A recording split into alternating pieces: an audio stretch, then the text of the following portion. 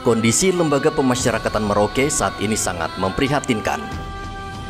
Selain kelebihan kapasitas, kondisi bangunan lapas juga sudah mulai rusak di sana-sini.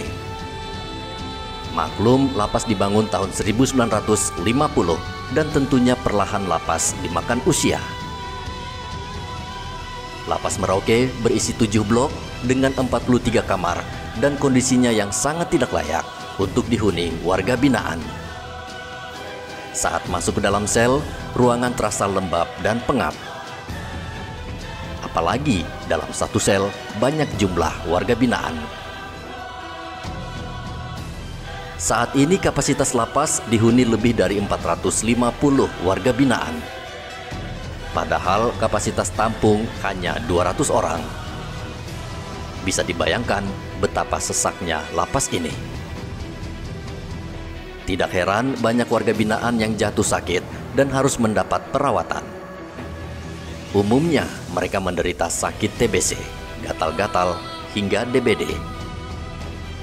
Mereka terpaksa harus diisolasi di ruangan khusus agar tidak menular ke warga binaan yang lain.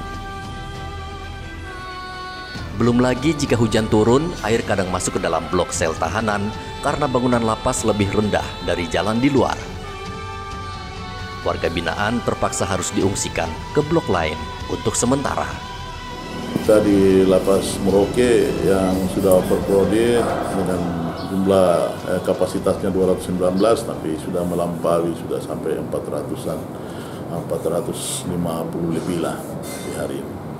Dari jumlah itu dan juga dengan sarpras yang tersedia, sarana bangunan ruang hunian untuk warga binaan yang sudah tidak memenuhi syarat lagi, sudah tidak layak lagi karena hari ini bangunannya sudah sangat rendah karena sudah dibangun sejak tahun 50-an, masih dari zaman Belanda masih berjogol di Papua.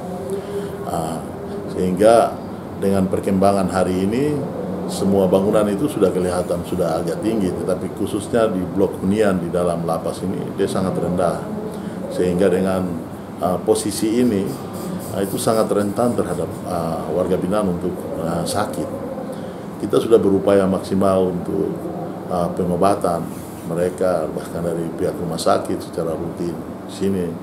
Namun ya dengan overcrowded dan juga dengan bangunan yang rendah ini, akhirnya sangat lembab di dalam.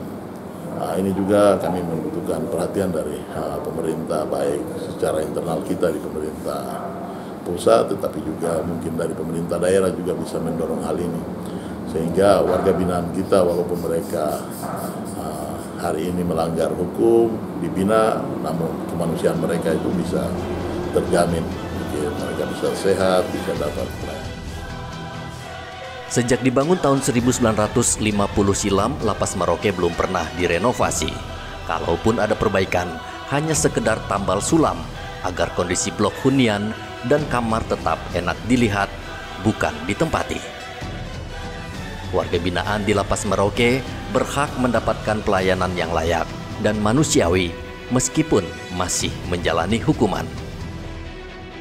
Muhammad Ridwan melaporkan dari Merauke, Papua Selatan.